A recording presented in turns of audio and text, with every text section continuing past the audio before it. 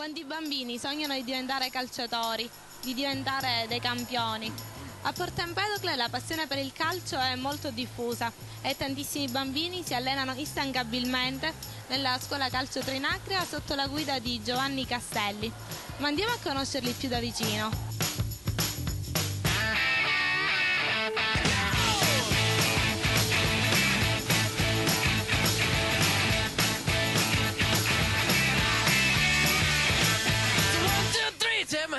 Chi è il tuo calciatore preferito? Dipende. Del Piero. Ibrahimovic. Del Piero. Dida. Quanti allievi ci sono e che età hanno? Noi abbiamo 93 allievi e vanno varie categorie, tra l'altro. 93 allievi da considerare però con le ragazze della pallavolo, perché quest'anno facciamo pure pallavolo. Perché hai scelto di giocare a pallavolo? Cosa ti piace? Perché è uno sport bello e mi piace tantissimo. Chi vince lo scudetto quest'anno? La Juve.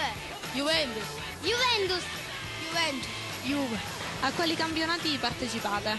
Noi partecipiamo a vari campionati a livello provinciale e sono campionati che svolgono gli enti di promozione sportiva qua ad Agrigento e noi partecipiamo con categorie che vanno sempre dai primi calci alla categoria giovanissimi e più gli allievi che sono i più grandi in pratica.